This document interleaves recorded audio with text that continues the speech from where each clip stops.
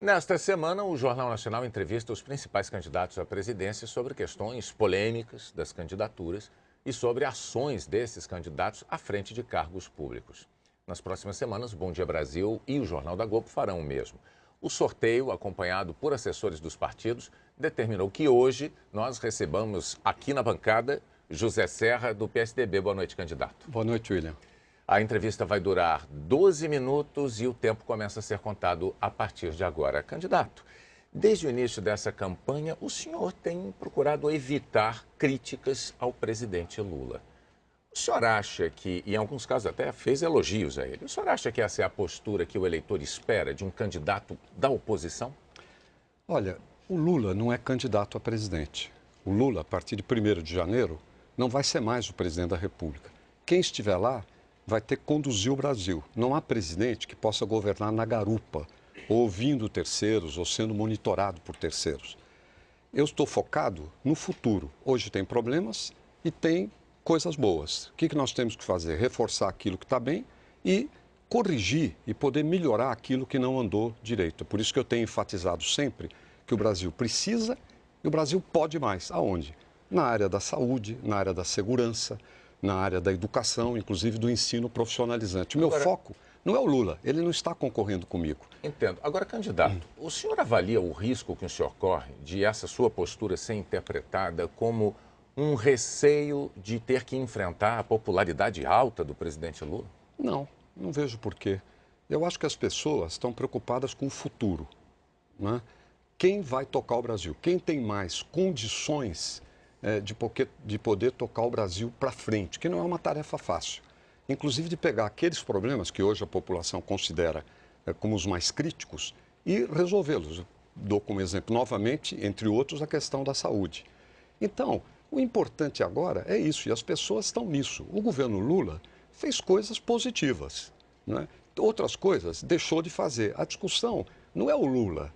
A discussão é o que vem para frente, tá certo? São os problemas do Brasil de hoje e o que tem por diante. O senhor tem insistido muito na tecla de que o eleitor deve procurar comparar as biografias dos candidatos que estarão concorrendo, que estão concorrendo nessa eleição. O senhor evita uma comparação de governos, por exemplo, por quê? Entre o governo atual e o governo anterior? Olha, porque são condições diferentes. Eles governaram em períodos diferentes e circunstâncias diferentes. O governo anterior do Fernando Henrique fez muitas contribuições ao Brasil, entre elas o Plano Real.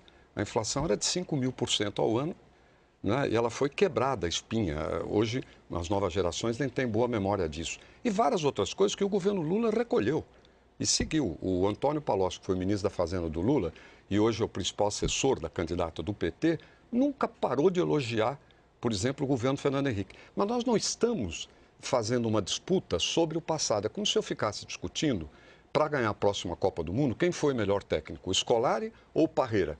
E o Mano Menezes, Fátima, desculpe, fosse estar preocupado de saber quem era melhor para efeito de ganhar a Copa de 14. Isso é uma coisa que os adversários fazem para tirar o foco de que o próximo presidente vai ter que governar e não pode ir na garupa. E tem que ter ideias também, não só coisas que fez no passado, mas também ideias a respeito do futuro. Mas, por exemplo, avaliar, analisar fracassos e sucessos não ajuda o eleitor na hora dele decidir pelo voto dele? Por isso, e é isso que eu estou fazendo. Por exemplo, mostro na saúde. Eu fui ministro da Saúde. Fiz os genéricos, os mutirões, a campanha contra a AIDS, que foi considerada a melhor campanha contra a AIDS do mundo.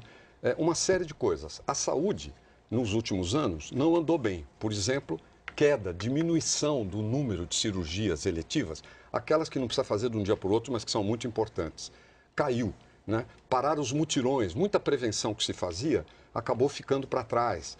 Falta ainda hospitais nas regiões mais afastadas dos grandes centros. Tem problemas com as consultas, tem problemas de demoras. Enfim, tem um conjunto de coisas, inclusive relacionadas, por exemplo, com a saúde da mulher. Tudo isso precisa ser equacionado para diante. Eu estou apontando os problemas existentes. Agora, candidato, vamos ver uma questão... Só me permita, para a gente poder aproveitar melhor o tempo. Claro. Uma questão política. Nessa eleição existem contradições muito claras nas alianças formadas pelos dois partidos que têm polarizado as eleições presidenciais brasileiras aí nos últimos 16 anos, né? O PT se aliou a desafetos históricos. O seu partido, o PSDB, está ao lado do PTB, um partido envolvido no escândalo do mensalão petista, um escândalo que inclusive foi investigado e foi condenado de forma muito veemente pelo seu partido, o PSDB. Então a pergunta é a seguinte, o PSDB errou lá atrás quando condenou o PTB ou está errando agora quando se alia a esse partido? Olha, William, é uma boa pergunta. O PTB, no caso de São Paulo, por exemplo, sempre esteve com o PSDB, de uma ou de outra maneira. Isso teve uma influência grande na Aliança Nacional. Os partidos, você sabe, são muito heterogêneos. O personagem principal, os personagens principais do Mensalão nem foram do PTB. Os personagens principais foram do PT, aliás, mediante denúncia do Roberto Jefferson, que era então líder do PTB. Os nomes de PTBistas todos são uma lista muito vasta, começando pelo Maurício Marinho. Lá no Supremo Tribunal Federal, o PT ganha disparado. Mas não há nenhum constrangimento para o senhor no fato de esta aliança do seu partido, PSDB, ter sido assinada com o PTB pelas mãos do presidente do partido que teve o mandato cassado, inclusive com votos de políticos do seu partido, PSDB. Isso não provoca nenhum tipo de constrangimento? Olha, o Roberto Jefferson é o presidente do PTB, ele não é candidato. Ele conhece muito bem o meu programa de governo, o meu estilo de governar. O PTB está conosco dentro dessa perspectiva. Eu não tenho compromisso com o erro. Aliás, nunca tive na minha vida. Tem coisa errada, as pessoas pagam. Não é? Quem é responsável por si é aquele que comete o erro, é ele que deve pagar. Eu não fico julgando, mas eu não tenho compromisso com nenhum erro. Agora, quem está comigo sabe o jeito que eu trabalho. Por exemplo, eu não faço aquele loteamento de cargos. Para mim não tem grupinho de deputados indicando o diretor financeiro de uma empresa ou indicando o diretor de compra de outra. Por quê? Para que um deputado quer isso ou um grupo? Evidentemente, não é para ajudar melhor desempenho, é para corrupção. Comigo, isso não acontece, não aconteceu. Na saúde, no governo de São Paulo e na prefeitura. Nesta eleição, quer dizer, o senhor destaca muito a sua experiência política, mas na hora da escolha do seu vice, houve um certo conflito com o DEM, exatamente porque houve uma demora para o aparecimento desse nome. Muitos dos seus críticos atribuem essa demora ao seu perfil centralizador. O nome do deputado Índio da Costa apareceu 18 dias depois da sua oficialização, da convenção que oficializou a sua candidatura. O senhor considera que o deputado, em primeiro mandato, está pronto para ser o vice-presidente, uma função tão importante? Fátima, deixa eu só te dizer uma coisa. Eu não sou centralizador. Eu sei que eu tenho a fama de centralizador, mas no trabalho eu delego muito. Eu sou mais um cobrador, eu acompanho tudo. Eu falei centralizador porque até no seu discurso de despedida do governo de São Paulo, o senhor mesmo explicou sobre essa forma de centralizador, sobre essas críticas que fazem. E todo mundo que trabalha comigo sabe disso. Eu delego muito, agora eu acompanho, porque quem coordena, quem chefia, tem que acompanhar para as coisas acontecerem. A questão da vice estava orientada numa direção. Por circunstâncias políticas, acabou não acontecendo. E o Índio da Costa, que foi o escolhido, estava entre os nomes que a gente cogitava. Só que isso não tinha ido para a opinião pública, porque senão é uma fofoca só. Fulano, cicrano, isso e aquilo.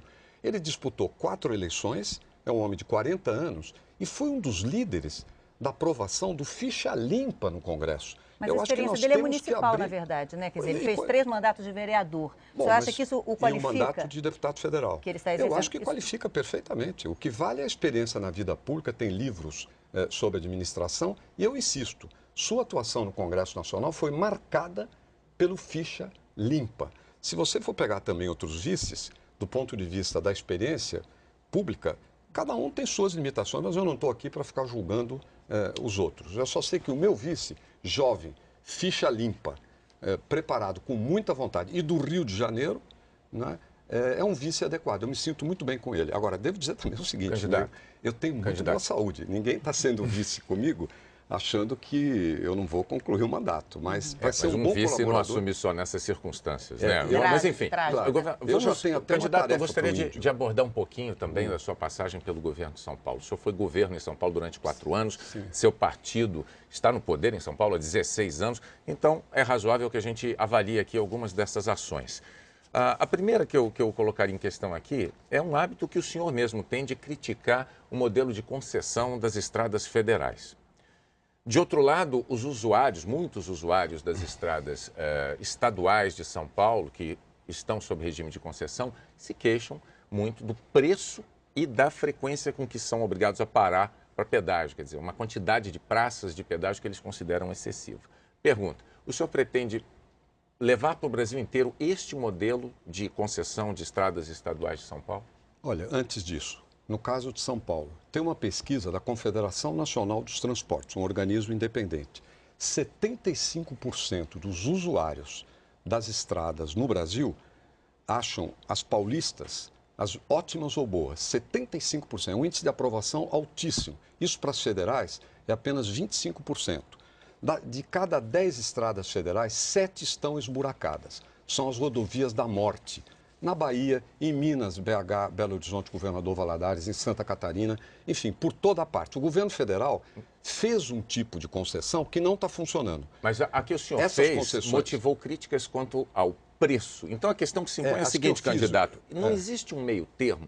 Ou o cidadão brasileiro tem uma estrada boa e cara, ou ele tem uma estrada ruim e barata. Não tem um meio termo nessa história? Eu acho que você pode ter uma estrada boa que não seja cara se você trabalhar direito. Por exemplo, a concessão que eu fiz da Ayrton Senna, o pedágio anterior era cobrado pelo órgão estadual, né?